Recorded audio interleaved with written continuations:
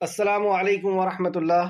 الحمد للہ ان الحمد للہ نحمده ونستعینه ونستغفره ونعوذ باللہ من شرور انفسنا ومن سیئات اعمالنا من يهده الله فلا مضل له ومن يضلل الله فلا هادي له واشهد ان لا اله الا الله واشهد ان محمدا عبده ورسوله اما بعد فان خير الحديث كتاب الله وخير الهدي هدي محمد صلى الله عليه وعلى اله وسلم وشر الامور محدثاتها وكل محدثة بدعة وكل بدعة ضلالة وكل ضلالة في النار۔ ہر قسم کی تعریف اور شکر اللہ رب العزت کے لیے لائق اور زیبا ہے، جو ساری کائنات کا ایک و تنہا خالق مالک مربی اور منتظم ہے۔ درود و سلام ہو انبیاء اکرام پر، خصوصاً نبی مکرم رحمت للعالمین امام الانبیاء محمد صلی اللہ علیہ وسلم پر۔ اللہم صلی وسلم علی نبینا محمد۔ معزز سامعین اکرام، پہلے لفظی ترجمہ نکال لیں اور لفظی ترجمے کے اوپر غور کریں اور میرے ساتھ اس کو پڑھیں۔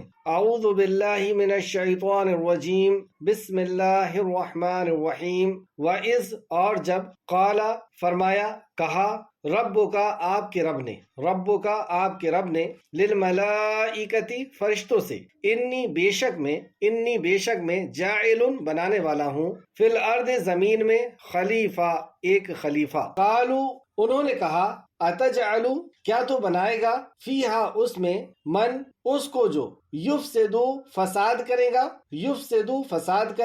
فیہا اس میں، ویسفقو اور وہ بہائے گا، دماء خون، ونحن اور ہم، نسبح ہم تسبیح کرتے ہیں، بحمدکا ساتھ تیری تعریف کے، ونقدس اور ہم پاکیزگی بیان کرتے ہیں، لکا تیری، قال فرمایا، انی یعنی اللہ نے فرمایا، انی بے شک میں، اعلم میں جانتا ہوں، ما جو، لا نہیں، تعلمون تم جانتے، وعلم اور اس نے سکھا دیے، آدم کو، الاسماء نام، کلہا سب اس کے، ثم پھر، اردہم اس نے پیش کیا انہیں، الملائکتی فرشتوں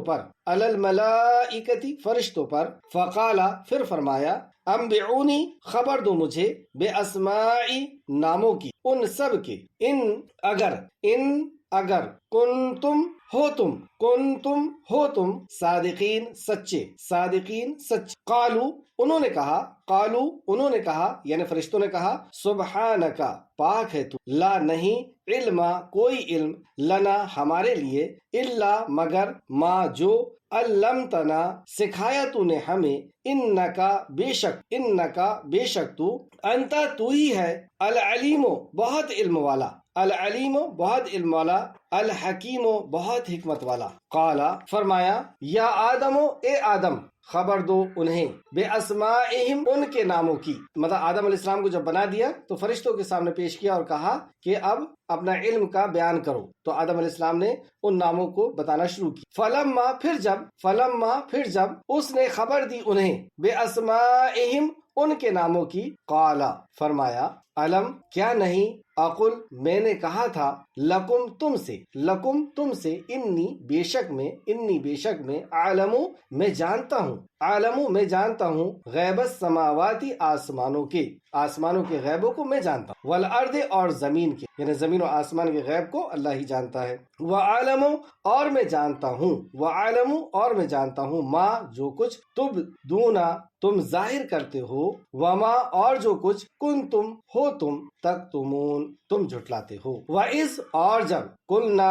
کہا ہم نے، للملائکتی فرشتوں سے، اسجدو سجدہ کرو، پھر سے سمجھے، وَإِذْ اور جب، قلنا کہا ہم نے، یعنی کس نے کہا، اللہ رب العزت نے کہا، للملائکتی فرشتوں سے، للملائکتی اسجدو سجدہ کرو، تو حکم کس کو دیا، فرشتوں کو دیا اللہ نے، سجدہ کرو، لآدم کس کو سجدہ کرو، آدم کو، یہ سجدہ تعظیمی تھا، فسجدو تو انہوں نے سجدہ کیا، الا مگر، سوائے اس کے، ابلیس تو حکم فرشتوں کو دیا گیا تھا اور فرشتوں نے سجدہ کیا، لیکن ابلیس نے سجدہ نہیں کیا، یعنی ابلیس کا شمار فرشتوں میں تھا، ابا اس نے انکار کیا، واستکبرا اور تکبر کیا، وکانا اور وہ ہو گیا، وکانا اور وہ ہو گیا، من الکافرین کافروں میں، من الکافرین کافروں میں۔ اسی آیت میں جب بات شروع ہوئی تو اس فرشتے، اس ابلیس کا شمار فرشتوں میں تھا، اور آیت کے خاتمے میں اس کا شمار کافروں میں۔ اس بیچ میں کیا ہوا جو ہم نے یہاں پہ پڑھا کہ اس نے تکبر کیا۔ اب یہ تکبر کیا ہے؟ کہیں ایسا تو نہیں کہ ہمارے اندر بھی یہ مرض ہے، اور اس مرض کا ازالہ کیسے ہوگا یا اس مرض کی صفائی کیسے ہوگی، انشاءاللہ تعالیٰ اس کے تعلق سے آج ہم پڑھیں گے۔ کل جو ہم نے پڑھا تھا اس کا ریویژن کریں گے، اور یہی ریویژن آپ کے نوٹس ہوں گے۔ مطلب جو ابھی ریویژن کیا جائے گا 5 منٹ کے اندر صرف اتنا ہی آپ کو اپنے نوٹس میں لکھ لینا ہے، تو یہ کافی ہو جائے گا۔ آیت نمبر 29 سے ہماری کلاس سٹارٹ ہوئی تھی۔ پہلا اس میں جو پوائنٹ تھا اظہار تخلیق، اظہار تخلیق آدم، اظہار تخلیق آدم اور آدم علیہ السلام کا کے اوپر احسان، یعنی آدم ذات کے اوپر احسان اور آدم ذات کا اعجاز۔ اس تعلق سے آیت نمبر 29 کے اندر اللہ نے فرمایا هو الذی خلق لکم ما فی الارض جمیعا، کہ زمین کے اندر جو کچھ بھی چیزیں ہیں وہ سب کی سب تمہارے لیے۔ یہ پہلا اعجاز کہ اللہ رب العزت نے آدم ذات کو، اور پہلا احسان جو اللہ رب العزت نے بتایا کہ آدم ذات کی تخلیق کے پہلے آدم ذات کی ضرورت کی چیزیں اللہ رب العزت نے پیدا کر دی۔ آیت نمبر 30 کے اندر اللہ رب العزت نے خبر دی وَإِذْ قَالَ رَبُّكَ لِلْمَلَائِكَةِ إِنِّي جَاعِلٌ فِي الْأَرْضِ خَلِيفَةً، کہ اللہ رب العزت زمین پہ خلیفہ بنانے والا۔ یہ بھی اللہ رب العزت کا ایک بہت احسان انسانیت کے اوپر کہ اس نے خلیفہ بنایا، یعنی ایک کے بعد دوسرے آنے والے جانشین۔ غور کریں کہ اگر یہ سسٹم نہیں ہوتا تو ہمارے دادا پردادا اور اس کے اوپر کے لوگ کتنے ہو جاتے، لیکن یہ اللہ رب العزت کا نظام ہے کہ وہ لوگ تھے، ان کی آزمائش تھی، اب تم ہو، تمہاری آزمائش۔ تو یہ خلیفہ بنایا اللہ رب العزت نے، یعنی ایک کے بعد دوسرے جانشین ہوتے ہیں جائیداد کے اوپر اور ملکوں کے اوپر یا کاروبار کی۔ دوسرا سورہ انعام آیت نمبر 165 میں اللہ نے فرمایا وہی ہے جس نے تمہیں زمین میں نائب بنایا۔ اسی تعلق سے سورہ صاد آیت نمبر 26 کے اندر بھی اللہ نے فرمایا کہ تمہیں خلیفہ بنایا۔ اور سورہ صاد آیت نمبر 71 جب آپ کے رب نے فرشتوں سے کہا کہ میں مٹی سے ایک انسان پیدا کرنے والا ہوں، تو یہاں پہ پہلی بات پتہ چلی کہ انسان کو مٹی سے بنایا، اور یہ بھی اللہ رب العزت کا بہت بڑا احسان کہ مٹی کے اندر بے شمار خوبیاں ہوتی، مٹی کے اندر، مٹی کی فطرت میں جھکاؤ ہوتا ہے، انکساری جھکاؤ ہوتا ہے، دباؤ ہوتا ہے، اور آگ کے اندر ابھار ہوتا ہے۔ تو اللہ رب العزت نے مٹی سے انسان کو بنایا، اور دوسرا اس کو انسان بنایا، یعنی نسیان، انسان لفظ جو ہے وہ نسیان سے نکلا ہے، نسیان یعنی بھولنے والا۔ یہ بھی اللہ رب العزت کا بہت بڑا احسان کہ ہمیں اللہ نے بھولنے والا بنایا، ورنہ بڑے بڑے حادثے کے اندر ہم اس ڈپریشن سے، اس جو ہے ذہنی پریشانی سے ہم نکل نہیں پاتے۔ سورہ ہجر آیت نمبر 26 میں اللہ نے فرمایا کہ ہم نے تمہیں مٹی سے بنایا، اور اس آیت کے اندر اللہ رب العزت نے انسان کی پیدائش کے مرحلوں کو بتایا کہ پہلے وہ مٹی کو اللہ نے خمیر کیا، پھر سلسال کیا، لسدار کیا، پھر اس کو ٹھیکرے کی طرح بجنے والی، کھن بجنے والی مٹی بنایا۔ اور یعنی یہ بھی ایک اعجاز کہ انسان کی اسٹیپس بتائی جا رہی ہے۔ اور اسی طریقے سے ہم دیکھیں گے کہ جب ماں کے کوکھ کے اندر بچہ بنتا ہے تو اس کی بھی اسٹیپ اللہ رب العزت نے بتائی ہے۔ سورہ اعراف آیت نمبر 11 کے اندر اللہ نے بتایا کہ ہم نے تمہاری صورتیں بنائی۔ یہ بھی اللہ رب العزت کا بہت بڑا احسان کہ اگر ہماری صورتیں نہ ہوتی، صورت ہوتی، یعنی ایک جیسے سارے انسان ہوتے، ایک جیسا ان کی ڈیل ڈول ہوتی، ان کے جسم ہوتا، تو کوئی کسی کو پہچان نہیں پاتا، کوئی کسی کے بھی گھر میں اور کسی کی بھی دکان اور کاروبار کے اندر شامل ہو جاتا۔ صرف چہرہ ہی نہیں، اللہ رب العزت نے ہمارے ساؤنڈ کو بھی الگ الگ رکھا، ہماری جسم کی کیفیت کو بھی الگ الگ رکھا، اور یہاں تک کہ ہماری فنگر پرنٹ کو بھی الگ الگ کر دیا، اور ہمارے آئرس کو بھی الگ الگ کر دیا۔ یہ اللہ رب العزت کا ایک بہت بڑا، اور کتنی بڑی قدرت ہے یہ، اس کے پاس کتنا بڑا ساؤنڈ کا خزانہ ہوگا، کتنا بڑا چہرے کا اور فنگر پرنٹ کا کتنا بڑا خزانہ ہوگا۔ سورہ صاد آیت نمبر 75 میں اللہ فرماتا ہے آدم علیہ السلام کے تعلق سے کہ اللہ رب العزت نے اپنے ہاتھوں سے آدم علیہ السلام کو، اور ویسے آپ دیکھیں گے حدیث میں ملتا ہے کہ آدم علیہ السلام بہت خوبصورت ہے، اور کیوں نہ ہو، اللہ رب العزت نے اپنے ہاتھوں سے بنایا۔ اور ویسے بھی اگر ہم دیکھیں تو ساری مخلوق جو ہمیں نظر آتی ہے اس میں انسان زیادہ خوبصورت ہے۔ بخاری شریف میں بھی حدیث نمبر 4476 میں ہے کہ آدم علیہ السلام کو اللہ نے ہاتھ سے، آج یہ آدم کا اعجاز ہاتھ سے بنایا گیا۔ سورہ ہجر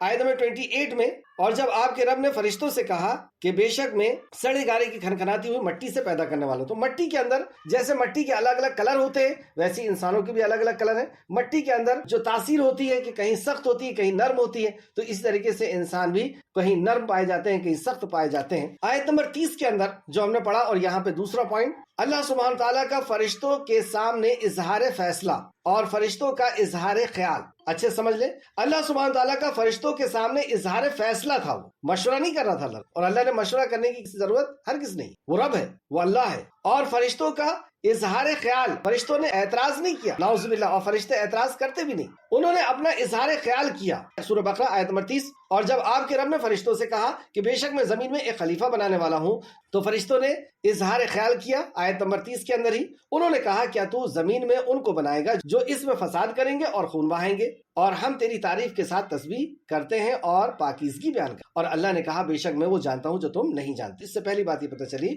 کہ فرشتوں نے اپنے علم کے اعتبار سے یا اپنے تجربے کے اعتبار سے، کیونکہ ایک مخلوق پہلے بن چکی تھی جنات، اور جناتوں کو عمل کی آزادی دی گئی تھی، یعنی انہیں عمل کی چھوٹ دی گئی تھی کہ تم جو چاہو کرو، اچھا کر سکتے ہو برا بھی کر سکتے ہو۔ تو انہوں نے اپنی ضرورت کو پورا کرنے کے لیے، اپنی خواہشات پورا کرنے کے لیے حلال و حرام کو نہیں سمجھا اور لوگوں کے اندر فساد کیا، اور فساد بڑھتے بڑھتے خونریزی ہوئی، اور اللہ رب العزت نے فرشتوں کو بھیج کر کے اور ان جناتوں کی ٹیم کو ختم کیا، لیکن جو کچھ جنات بچ گئے اس میں سے ابلیس۔ تو اس بنیاد پر فرشتوں نے کہا کہ یہ بھی ان کو عمل کی آزادی دی جائے گی، انہیں بھی چھوٹ دی جائے گی، ڈھیل دی جائے گی، گویا کہ یہ بھی فساد کریں گے۔ اللہ تو اس کو بنا رہا ہے۔ تو اللہ رب العزت نے فرمایا، اور فرشتوں نے کہا بھی کہ ہم تیری تعریف کے ساتھ تسبیح بیان کرتے ہیں۔ یعنی مخلوق کیا کر سکتی ہے اللہ رب العزت کے لیے؟ اللہ رب العزت کو، اللہ الصمد، وہ بے نیاز ہے، تو اس کو کسی کی بھی ضرورت نہیں ہے۔ ہم اللہ رب العزت کے لیے کیا کر سکتے ہیں؟ پوری مخلوق مل کے اللہ کے لیے کیا کر سکتی ہے؟ ہم کچھ نہیں بنا سکتے، ہم اس کے در کے صرف محتاج اور بھکاری ہیں۔ ہم کیا کر سکتے ہیں؟ اللہ کی تسبیح اور پاکیزگی بیان کر سکتے ہیں، اور اس سے بھی اللہ رب العزت کا کچھ بڑھنے والا اور گھٹنے والا نہیں ہے۔ اس کی شان بہت بڑی ہے، وہ عرش عظیم کا رب ہے۔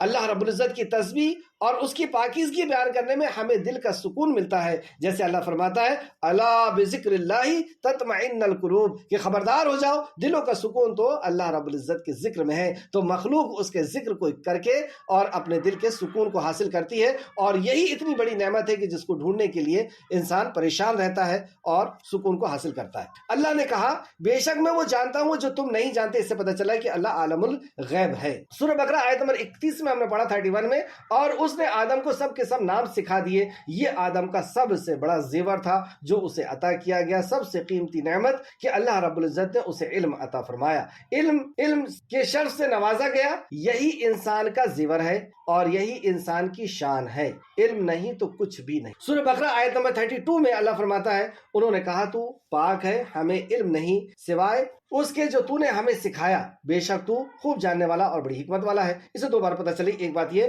کہ اللہ ہر عیب سے پاک ہے، یعنی ہر قسم کے عیب، اور عیب شرک ہوتا ہے، یعنی وہ اولاد نہیں دے سکتا، اس لیے بندہ دوسرے کے پاس جاتا ہے۔ اور دوسری بات پتہ چلی کہ علم والا اللہ ہے، جس کو جتنا چاہتا ہے اتنا علم عطا فرماتا ہے۔ آیت نمبر 33 میں ہم نے پڑھا اللہ نے کہا اے آدم تو انہیں ان چیزوں کے نام بتا دے، چنانچہ جب اس نے انہیں ان چیزوں کے نام بتا دیے، یعنی آدم علیہ السلام نے جب ان چیزوں کے نام بتا دیے، یعنی کیا ہوا؟ علم کا انہوں نے بیان۔ یہ ایک نعمت ہے کہ اللہ رب العزت نے ہمیں اپنے احساس کو بیان کرنے کے لیے زبان عطا، اور آدم علیہ السلام نے جب بیان کیا، اللہ اکبر، پھر اللہ رب العزت نے اس کے پہلے ہی حکم دے دیا تھا کہ جب آدم بن جائیں تو ان کو سجدہ کرنا، اور آدم کو علم سکھا دیا۔ اچھا، یہاں سے ہم غور کریں گے کہ علم کس نے سکھایا؟ اللہ نے سکھایا۔ تو اللہ کا جو دیا ہوا علم ہے اس کو کیا کہتے ہیں؟ عالم الغیب کے تعلق سے ہم نے پڑھا سورہ نمل آیت نمبر 65 میں قل لا یعلم من فی السماوات والارض الغیب الا اللہ، کہ زمین و آسمان کے درمیان کوئی بھی غیب نہیں جانتا سوائے اللہ کے۔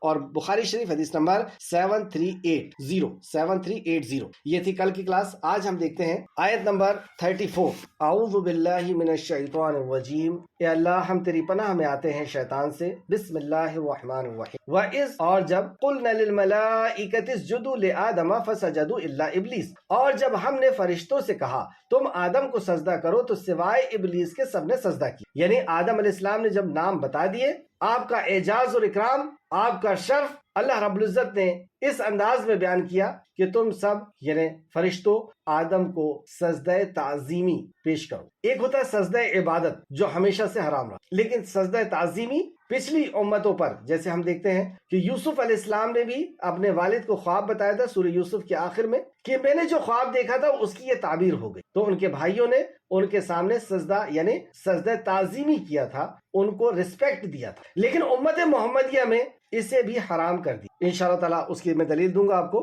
کہ ایک صحابی آتے ہیں اور کہتے ہیں کہ یا رسول اللہ وہ یمن سے لوٹ کر کے آئے تھے. انہوں نے کہا کہ وہ لوگ اپنے عالموں اور درویشوں کو ان کو سجدہ کرتے ہیں، یعنی تعظیم کرتے ہیں، ان کی عزت کرتے ہیں، ان کے سامنے جھکتے ہیں، ان کو چومتے ہیں. تو آپ اس سے زیادہ حقدار ہیں، آپ امام الانبیاء ہیں. تو رسول اللہ صلی اللہ علیہ وسلم نے فرمایا سجدہ حرام ہے. اگر سجدے کا حکم ہوتا تو میں عورت سے کہتا کہ وہ اپنے شوہر کو سجدہ کرے، یعنی تعظیم کرے. تو سجدہ تعظیمی بھی امت محمدیہ کے اوپر حرام ہے. اس کو آپ دیکھ سکتے ہیں ترمذی شریف حدیث نمبر 1159 اور ابن ماجہ حدیث نمبر 1853. بہرحال یہاں پہ دیکھتے ہیں، اور جب فرشتوں کو اللہ رب العزت نے حکم دیا کہ تم آدم کو سجدہ کرو تو سوائے ابلیس کے سب نے سجدہ. یہ کیسی بات ہوئی؟ حکم تو فرشتوں کو ہو رہا ہے اور کہا یہ جا رہا ہے کہ ابلیس نے سجدہ نہیں کیا. تو اس سے یہ پتا چلا کہ ابلیس کا مقام اور مرتبہ اس نے اپنی عبادت کے ذریعے سے اس حد تک پہنچ گیا کہ اس کا شمار فرشتوں میں کیا جانے. جب حکم دیا گیا فرشتوں کو تو اس کو بھی شامل کیا اللہ رب العزت. یہ اس کا اعزاز اور اکرام تھا. فرشتوں نے تو جو ہے فوراً سجدہ کر لیا، لیکن ابلیس نے نہیں. پھر اللہ فرماتا ہے اس نے انکار کیا، مطلب اللہ کے حکم کا انکار. اور اس بات کو اللہ رب العزت نے 7 بار ریپیٹ کیا قرآن میں کہ اس نے اللہ کے حکم کا انکار کیا، تکبر کیا. اور انکار کیوں کیا؟ اور تکبر کی وجہ سے انکار کیا. اور کافروں میں سے ہو. شروع میں اس کا شمار فرشتوں میں تھا، آخر آیت کے آخر حصے میں کافر کہہ دی. بیچ میں کیا ہوا؟ بیچ میں ایگزام ہوا، اور جیسی ایگزام ہوا اور وہ ایگزام میں اس کے اندر تکبر آیا، یہ ایک سخت بیماری. اور اس بیماری کے بعد اس کا شمار کافر. مسلمانوں کی بھیڑ میں ہم بھی رہتے ہیں، ہمارا بھی اللہ رب العزت ٹیسٹ لیتا ہے، اور ٹیسٹ لے کر کے اللہ جان لیتا ہے اور پوری دنیا جان لیتا. صحابہ اکرام کے بیچ میں منافقین بھی تھے، اور بیچ میں ان کے ٹیسٹ ہوتے تھے، ایگزام ہوتا تھا، اور وہ کھل کر کے سامنے آ جاتے. اللہ کے رسول صلی اللہ علیہ وسلم کی نافرمانی کرتے ہوئے، اللہ رب العزت کی نافرمانی کرتے ہوئے، اپنی جان اور دنیا کی محبت کو دکھاتے ہوئے وہ پکڑا جاتے. ابلیس بھی فرشتوں کے بیچ میں تھا. اللہ رب العزت عالم الغیب ہے، وہ سب کچھ جانتا ہے. ابلیس کو اٹھا کر کے اللہ اگر جہنم میں ڈال دیتا تو پوری مخلوق چیخنے لگتی کہ اتنے سالوں سے ابلیس نے عبادت کیا تھا، اس جہنم میں ڈال دیا گیا. اللہ رب العزت نے ٹیسٹ لے کر کے اس کو بھی حجت پوری کر دی، اور پوری دنیا کی، کہ دیکھو اصل میں یہ بن رہا تھا، اس کے اندر یہ چھپا ہوا تھا، اور جو چھپا ہوا ہے وہ ٹیسٹ سے باہر ہو جاتا، ایگزام سے باہر ہو جاتا. ہمیں بھی اللہ رب العزت پہلے دن سے جانتا تھا. جب عالم ارواح میں روحوں کو اللہ رب العزت نے نکالا تھا اور کہا تھا الستو بربکم، تو ساری روحوں نے کہا تھا قالوا بلا شہیدنا. کتنے لوگ سچے تھے؟ دنیا میں پہنچا دیا. اب ٹیسٹ لے کہ کتنے لوگ اس عہد پہ کھڑے رہتے، اور پھر یاد دہانی کے لیے انبیاء علیہ السلام کو بھی پہنچا دیا، اپنی تخلیق کا نظارہ دکھا دیا. اب دیکھتے ہیں کون ٹکا رہتا. تو یہ ٹیسٹ چل رہا ہے کہ ہم توحید پہ باقی رہتے ہیں یا پھر سلپ ہو جاتے ہیں. اللہ کے حکم پہ، اللہ کی اوامر پہ اور نواہی پر ہم ٹکے رہتے ہیں یا ہم سلپ ہو جاتے. تو یہ حجت پوری ہو رہی ہے، ورنہ عالم الغیب ہے اللہ، وہ تو ویسے ہی فیصلہ کر دیتا. اور جان دیجئے کہ ہماری جنت بنا کے رکھ دی گئی ہے، اور جو جہنم میں جانے والے ان کی جہنم بنا کے رکھ دی گئی. جو جنتی ہوگا وہ اپنے راستے کو چل کر کے وہاں تک پہنچ، اسے اپنے راستے بھی پتہ ہیں. یہ بھی سن لیجئے. تو اللہ عالم الغیب ہے. فرشتوں کے بیچ میں یہ رہ رہا تھا، لیکن اللہ رب العزت جانتا تھا کہ اس کے اندر کیا چیز ہے. تکبر چھپا ہوا ہے، جو اللہ کی نافرمانی کا بیج چھپا ہوا ہے، اسے اجاگر کر دیا اللہ. اور فرشتوں کی شان کو دنیا کے سامنے لے کے آ گیا کہ میرے فرشتے کیسے ہیں. فرشتوں کے تعلق سے سنیں سورہ ہجر آیت نمبر 29. پھر جب میں اسے درست کر لوں، یعنی آدم علیہ السلام کو درست کر لوں اور اپنی روح سے اس میں پھونک دوں تو اس کے آگے سجدہ کرتے ہوئے گر پڑنا. دوسری جگہ اللہ فرماتا سورہ 7 آیت نمبر 72 چنانچہ جب میں اسے ٹھیک ٹھاک بنا دوں اور اس میں اپنی روح پھونک دوں تو تم اس کے آگے سجدہ کرتے ہوئے گر پڑنا. یہ حکم تھا اللہ کا. کس کے لیے؟ دونوں روحوں کے لیے، فرشتوں کے لیے بھی اور ابلیس. سورہ ہجر آیت نمبر 30 میں پھر سارے فرشتوں نے اکٹھے سجدہ کیا. یہ ہے مقام و مرتبہ کہ جب اللہ کی وحی کا علم آ جاتا ہے تو عروج کے اس مقام تک اللہ رب العزت نے پہنچا. کیا کہا؟ پھر سارے فرشتوں نے اکٹھے سجدہ کی. یعنی اس میں جبرائیل بھی ہیں، میکائیل بھی ہیں، اسرافیل بھی ہیں. اللہ اکبر! کیا مقام ہے جبرائیل علیہ السلام کا کہ یہودیوں نے کہہ دیا کہ وہ تو ہمارا دشمن ہے. اللہ نے وحی نازل کر دی. جو جبرائیل کا دشمن وہ اللہ کا دشمن، جو مومن کا دشمن وہ اللہ کا دشمن. وہ جبرائیل بھی ہے، میکائیل بھی ہے، اسرافیل بھی ہے، اور عرش کو تھامے ہوئے فرشتے بھی ہیں. سب نے یہ ہے بلندی آدم کی، آدم ذات کی. اور لیکن جب یہ پستی میں جاتا ہے، اپنی پیدائش کے مقصد کو چھوڑتا ہے، تو اس قدر ذلیل ہوتا ہے کہ آپ دیکھ لیں فرعون دولت مند ہونے کے بعد، بادشاہ ہونے کے بعد، اللہ رب العزت نے اسے کیا بنا. ابو جہل، ابو لہب اس قدر گر گیا. لیکن جب مقام و مرتبے پہ پہنچتا ہے تو اللہ اکبر، جبرائیل علیہ السلام پانی اور دودھ کا پیالہ لے کر کے رسول کریم صلی اللہ علیہ وسلم کی خدمت. سبحان اللہ. آیت نمبر 73 سورہ 7 آیت نمبر 73. تب تمام فرشتوں نے با ایک وقت اکٹھا سجدہ کیا. تو فرشتے اللہ کے حکم کی نافرمانی نہیں کرتے، نہ ہی اس سے کوئی گناہ سرزد ہوتے ہیں، مطلب فرشتوں سے کوئی گناہ بھی نہیں ہوتے، بلکہ ان کی طبیعت و فطرت میں اللہ کی اطاعت و فرمانبرداری رکھ دی گئی۔ فرشتوں کی فطرت میں اللہ کی اطاعت و فرمانبرداری رکھ دی گئی۔ سورہ تحریم آیت نمبر 6، وہ اللہ کے حکم کی نافرمانی نہیں کرتے اور وہ وہی کرتے ہیں جس کا انہیں حکم دیا جائے، تو ان کی فطرت میں ہی اللہ رب العزت کی اطاعت و فرمانبرداری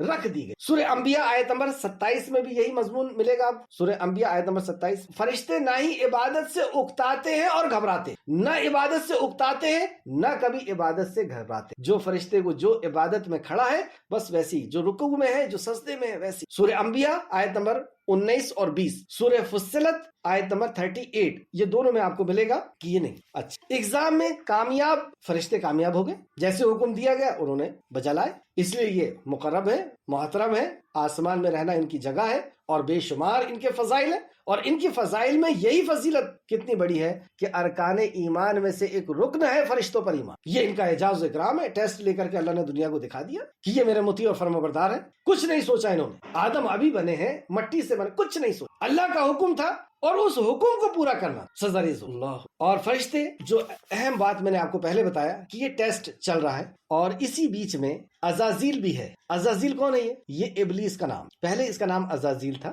اور یہ فرشتوں کے بیچ میں تھا، عبادت کرتا تھا، جیسے صحابہ کے بیچ میں منافق بھی عبادت کر رہے ہیں، لیکن اگزام اللہ رب العزت لیتا تھا، جنگ بدر ہو رہی ہے، جنگ احد ہو رہی ہے، فلاں ہو رہا، پکڑا جاتے تھے، اور یہ نہ سمجھیں کہ ہمارا اگزام نہیں، اور جو علم والے ہیں، متقی اور پرہیزگار لوگ ہیں، وہ ہمیں پہچان لے رہے ہیں، اور وہ پہچانے نہ پہچانے ہمارے لیے حجت ہو رہی، کل حشر کے میدان میں ہم کچھ نہیں۔ اللہ ہم سب کو تو پکا اور سچا مومن۔ سورہ بقرہ آیت نمبر 34، واپس آئے، اور جب ہم نے فرشتوں سے کہا کہ تم آدم کو سجدہ کرو تو سوائے ابلیس کے سب نے سجدہ کیا، اس نے انکار کیا اور تکبر کیا، اور وہ کافروں میں سے ہو۔ انکار کی وجہ تکبر کی وجہ کفر، یعنی جس کے اندر تکبر آ گیا اس کے اندر کفر، اس نے انکار کرے گا، تکبر آئے گا تو انکار کرے گا۔ یہ کتنا سخت بات ہے، اللہ رب العزت کے حکم کا انکار کیا چیز ہے، اس کو اللہ نے بار بار ریپیٹ کیا 7 مقام، پہلے سورہ بقرہ 34، سورہ آراف آیت نمبر 11، پھر ہم نے فرشتوں سے کہا تم آدم کو سجدہ کرو، چنانچہ انہوں نے سجدہ کیا سوائے ابلیس، وہ سجدہ کرنے والوں میں شامل نہ، اللہ کے حکم کا انکار۔ سورہ ہجر آیت نمبر 31،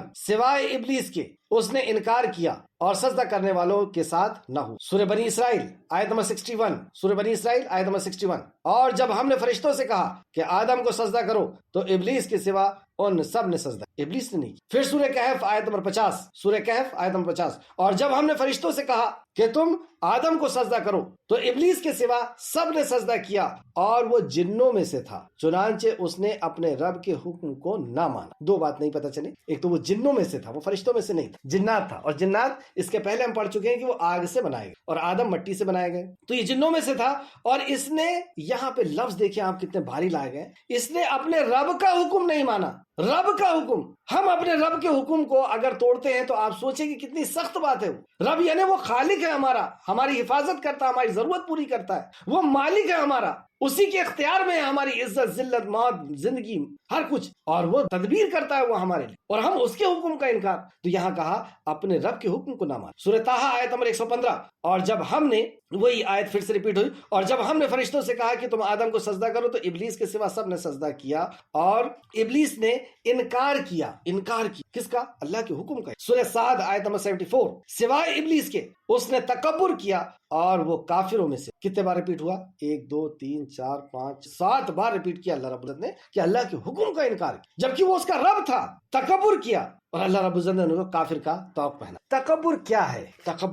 اس کو ہم سمجھیں گے۔ حدیث مسلم شریف حدیث نمبر 91، سیدنا عبداللہ بن مسعود رضی اللہ عنہ بیان کرتے ہیں کہ رسول اللہ صلی اللہ علیہ وسلم نے فرمایا، تکبر حق کو جھٹلانے اور لوگوں کو حقیر ذلیل سمجھنے کا نام۔ دو بار تکبر، حق کو جھٹلانے، حق یعنی اللہ کے حکم کو جھٹلانے، نبی کے فرمان کو جھٹلانے، اور اپنے سے کسی کو حقیر سمجھنے کا نام تکبر۔ اس پہ ہم ابھی آگے بات کریں گے۔ دوسرا دیکھتے ہیں کہ تکبر کا انجام دنیا میں کیا ہے اور آخرت میں کیا۔ تو تکبر کا انجام دنیا میں کیا ہے؟ بخاری شریف حدیث نمبر 5790 سیدنا عبداللہ بن عمر رضی اللہ عنہ بیان کرتے ہیں، رسول اللہ صلی اللہ علیہ وسلم نے فرمایا، اس اسنا میں ایک شخص اپنا तहबंद घसीटते हुए चला जा रहा था कि अल्लाह ताला ने उसे, एक शख्स था जो गुरूर और तकब्बुर की वजह से, लोगों के पास कपड़े नहीं है लेकिन इसने अपना तहबंद, कीमती लिबास और इतना नीचे तक फैला दिया कि वो घसीटता हुआ चला जाए। ये और हर दौर में तकब्बुर के अंदाज अलग अलग होते, कहीं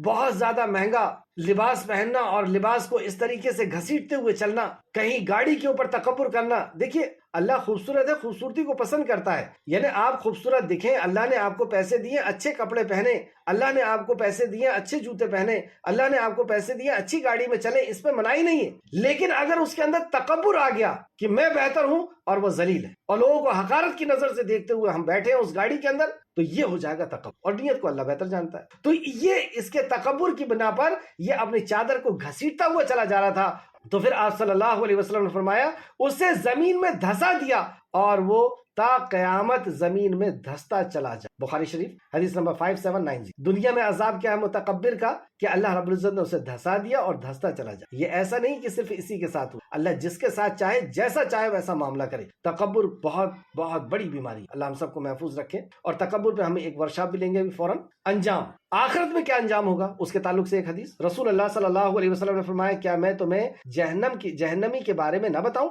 मतलब क्या मैं तुम्हें न बताऊं कि जहन्नम में कौन जाने वाला है। हर अक्खड़ मिजाज रफ बात करने वाला, अक्खड़ मिजाज में रफ है, और हराम खोर मोटा और गुरूर व तकब्बुर करने वाला जहन्नमी है। बुखारी शरीफ हदीस नंबर 4918। तो तकब्बुर क्या है, मैंने ये बताया आपको कि अल्लाह के हुक्म का इनकार करना, नबी के हुक्म का इनकार करना, क्योंकि दोनों अल्लाह का ही हुक्म है, और किसी को अपने से हकीर समझना, ये तकब्बुर का दुनिया और आखिरत में अंजाम बताया गया। आगे खुलासा, इब्लीस ने यानी अजाजील ने अल्लाह के हुक्म का भी इनकार किया और आदम अलैहिस्सलाम को हकीर समझा, ये दोनों चीज इसके अंदर मिल गई। तो अल्लाह रब्बुल इज्जत ने कहा कि तूने तकब्बुर की, ये जो बीमारी है इसका नाम तकब्बुर, यानी ये एक गुमान है, एक सोच थी इब्लीस की। और ये सोच क्यों बनी? इब्लीस की, जिसकी बिना पर उसने तकब्बुर किया और अल्लाह की नाफरमानी की। ये इब्लीस की एक सोच बन गई थी कि मैं बेहतर हूँ, और उसी बुनियाद पर उसने अपने आप को बेहतर समझा और आदम अलैहिस्सलाम को हकीर समझा, अपने से कमतर समझा। तो इसकी ये सोच क्यों बन गई थी उसके ऊपर हम आज गौर करेंगे, और वही आज की क्लास का मेन सबक है। फरमाने बारी ताला, सूरह आराफ आयत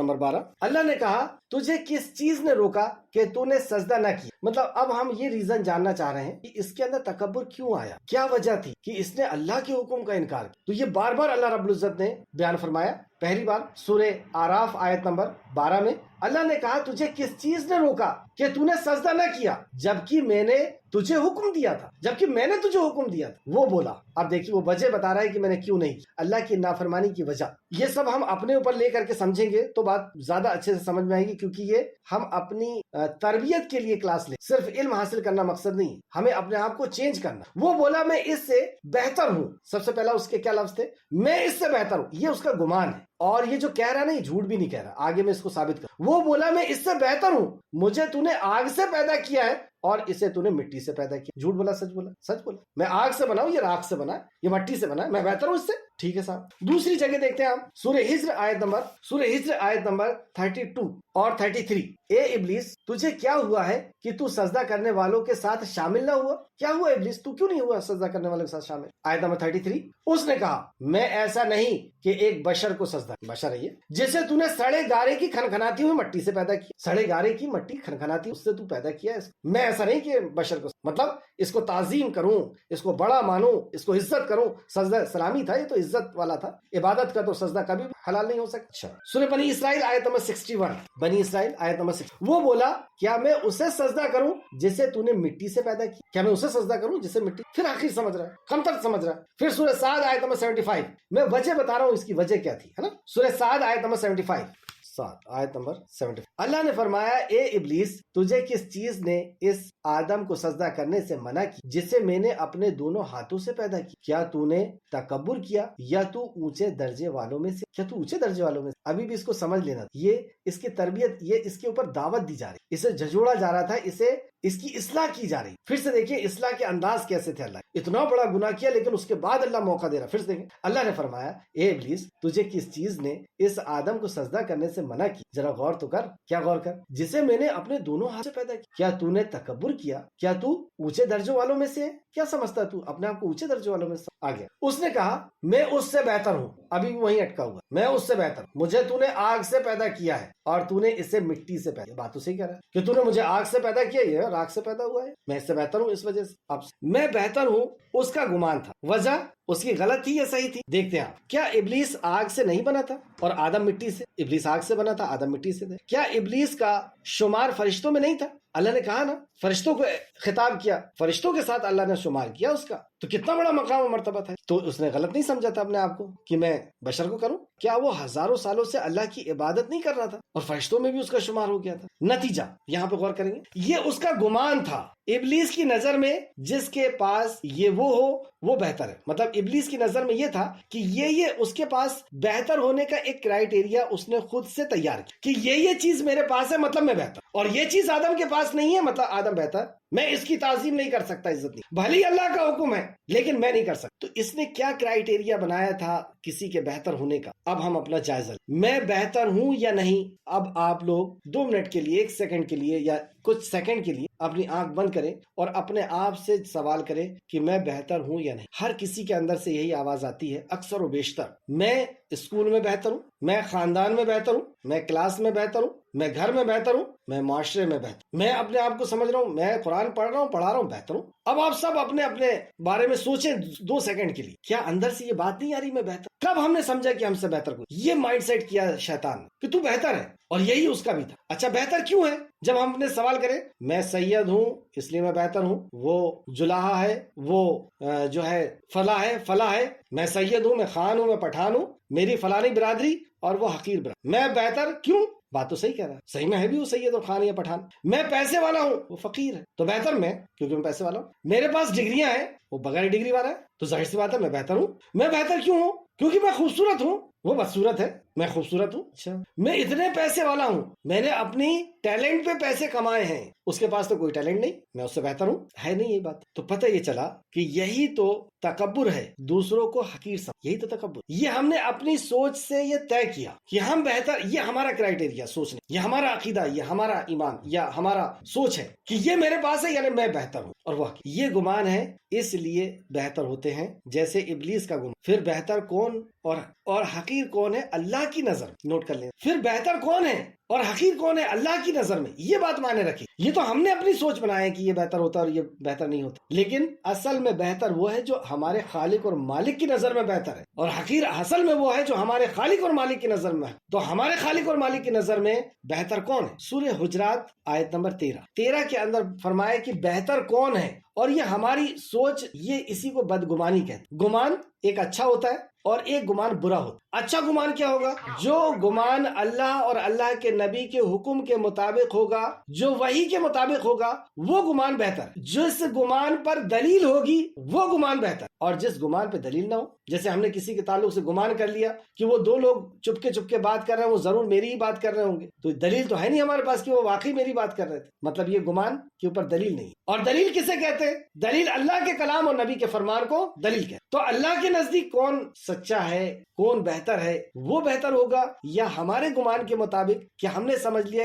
اور یہ جتنی بھی چیزیں ہیں یہ سب, اس میں ہمارا کیا کمال ہے؟ اگر ہم سید گھر میں پیدا ہو گئے یا خان گھر میں پیدا ہو گئے تو اس میں ہمارا کمال کیا ہے؟ ہم پیسے والے گھر میں پیدا ہو گئے تو اس میں ہمارا کمال کیا ہے؟ ہمیں اللہ رب العزت نے خوبصورت بنا دیا, ہمیں اللہ رب العزت نے دولت دے دیا, ہمارا کاروبار چل پڑا, اس میں ہمارا کمال کیا ہے؟ یہ تو سب اللہ کی عطا ہے, اور اس پہ ہم اترا رہے ہیں, اور اس پہ ہم نے اپنے آپ کو بہتر سمجھ لیا. تو بہتر کون ہے؟ آیت نمبر 13 کے پہلے اگر آپ رکوع سے پڑھیں, کیونکہ رکوع سے بعد ایک پورا جو ہے موضوع سٹارٹ ہوتا ہے رکوع, تو رکوع سٹارٹ ہوا ہے آیت نمبر 11 سے, اور اس کے اندر اللہ رب العزت نے فرمایا یا ایھا الذین آمنوا, 11 اور 12 میں ہم دیکھتے ہیں, اور پھر اس کے بعد آیت نمبر 13 ہم پڑھیں, اور اس میں بتایا گیا کہ بہتر کون. تو بات پوری طرح سمجھ میں آئے گی. قرآن کو جب بھی آپ پڑھیں تو آگے پیچھے کی آیتوں کے ساتھ پڑھیں تو بات اچھی طرح سمجھ. تو آیت نمبر 11 میں فرمایا یا ایھا الذین آمنوا, اے وہ لوگوں جو ایمان لائے, آپ سے اور میرے سے مذاق نہ اڑاؤ, جس کا تم مذاق اڑا رہے ہو سکتا ہے وہ تم سے بہتر ہو. اور خواتین کو بھی یہاں پر اللہ نے الگ سے ذکر کیا, عورتوں کسی عورت کا مذاق مت اڑاؤ، ہو سکتا ہے وہ تم سے بہتر. تو مذاق کب اڑاتے ہیں؟ جب ہم اس کو اپنے سے حقیر سے، اس لیے تو مذاق اڑاتے کہ دیکھو انہیں ایسا. دوسرا،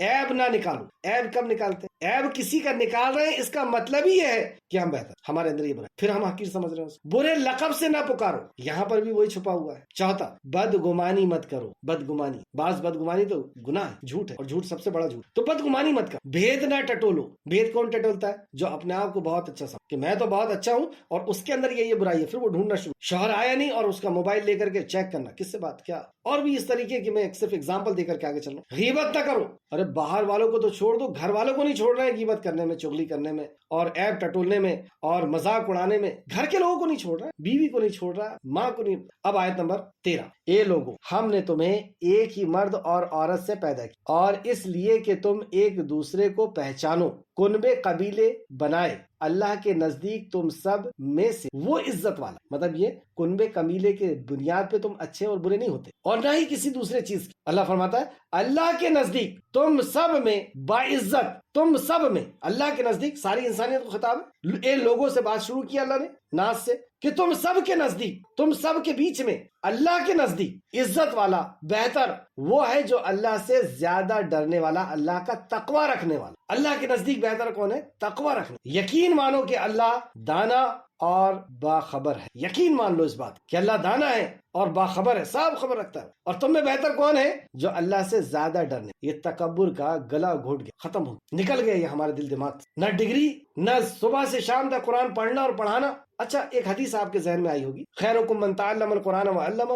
تم میں بہتر وہ جو قرآن سیکھے اور سکھائے. یہاں پڑھے پڑھائے رٹو رٹائے نہیں ہے، سیکھے سکھائے. صحابہ کس طریقے سے سمجھے تھے اس حدیث کو؟ اگر واقعی سیکھنے اور سکھانے والا بہتر ہے تو قرآن کو یہودی، نصرانی، مجوسی یا مسلمان کون سیکھ؟ تو قرآن کو یہودی، نصرانی، مجوسی نہیں سیکھ، صرف مسلمان سیکھ، پڑھتا ہے، رکھتا ہے. تو حدیث جھوٹی ہے کیا؟ نعوذ باللہ. یہ تو بخاری شریف کی حدیث. تم میں بہتر وہ، اور مسلمان سب سے زیادہ ذلیل دکھ رہا ہے. ہندوستان کے اندر آپ دیکھیں مسلمان ہی قرآن پڑھتا پڑھاتا اور سب سے زیادہ ذلیل دکھ رہا ہے. تو حدیث صحیح ہے، ہم اس کو غلط سمجھ رہے ہیں. اللہ نے کہا تم میں بہتر وہ جو قرآن سیکھے اور سکھائے. صحابہ اکرام فرماتے ہیں کہ ہم 10 آیت سیکھتے تھے، اس پہ غور و فکر کرتے تھے، اس پہ عمل کرتے تھے، کے بعد ہم آگے بڑھتے. جب تک ہم تجاوز نہیں کرتے تھے آگے نہیں بڑھتے. اور صحابہ اکرام سیکھتے تھے، سمجھتے تھے، ایمان لاتے تھے، عمل کرتے تھے، عمل.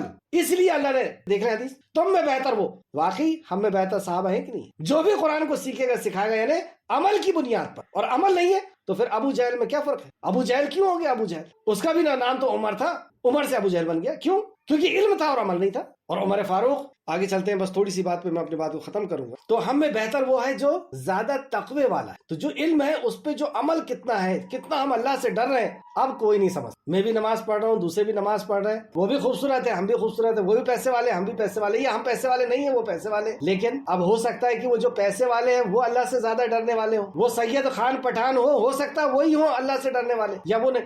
یہ تکبر کا اگر اس بات پر ایمان ہے کہ یہ میرے رب کا کلام ہے اور میرے رب کے نزدیک جو بہتر ہے وہ بہتر ہے، وہ سچا ہے، وہ صحیح ہے، اور میرے رب کے نزدیک بہتر وہ ہے جو اللہ سے زیادہ ڈرنے والا ہے. اور ہم کسی کا سینہ چیر کے نہیں دیکھ سکتے کہ یہ زیادہ ڈرنے والا ہے یا میں ڈر. تو یہ تکبر ہمارے دل دماغ سے ختم ہو انشاءاللہ. تو اس ورکشاپ میں میرے کو بات کرنی تھی. اصل تو ابلیس نے اپنے آپ کو بہتر سمجھا اپنے گمان کے مطابق. نتیجہ اس نے تکبر کیا اور تکبر نے اسے کفر تک لے گیا. اب نیا پوائنٹ یہاں شروع ہو رہا ہے. اللہ نے ابلیس کے لیے کیا حکم فرما؟ جب اس نے تکبر کیا اور اللہ کے حکم کا انکار کر دیا تو اللہ سبحانہ وتعالیٰ نے اس کے لیے کیا حکم فرما؟ اور جب اس نے حکم سنا کہ میرے لیے یہ حکم ہے کہ میں دربار سے نکال دیا گیا ہوں، میں نیچے پھینک دیا جانے والا ہے، مجھے جہنم، تو اس کو کیا کرنا تھا؟ اس کو سجدہ ریز ہو جانا تھا، رونا گڑگڑانا تھا کہ اللہ مجھے معاف کر دے. لیکن اس نے معافی نہیں. اس کے تعلق سے ہم کل پڑھیں گے انشاءاللہ تعالیٰ کہ اس نے تکبر کیا، کفر کیا، انکار کیا، اللہ کی بات کا نہیں مانا، تو اللہ رب العزت نے اسے کیا کہا اور کیا اس کے لیے حکم سردد ہوا، اور اس کے بعد اس نے کیا کیا، اس نے توبہ کیا یا نہیں کیا. انشاءاللہ تعالیٰ کل اس پہ بات ہوگی. جو کچھ بھی ہم نے پڑھا اے خالق مالک اس کو ہمیں سمجھنے کی اور دل کی گہرائی تک اتار دے توفیق عطا. اے اللہ ہمارے دل دماغ سے تو تکبر کو نکال دے. اے اللہ ہمیں متقی بنا دے. اے اللہ ہمیں تقوی رکھنے والا بنا دے تاکہ ہم تیرے نزدیک بہتر ہو. اے اللہ ہم دنیا کے نزدیک کچھ بھی رہیں اس سے کوئی پرواہ نہیں ہے. اے اللہ تیرے نزدیک ہم بہتر ہو جائیں، یہی چیز ہماری کامیابی اور کامرانی کی. اور اے اللہ جب تک دنیا میں رکھ، ایمان اور عمل کے ساتھ ہمیں زندہ رکھ، اور جب ہمارا خاتمہ فرما تو خاتمہ بالخیر فرما. آمین یا رب العالمین. السلام علیکم ورحمۃ اللہ وبرکاتہ.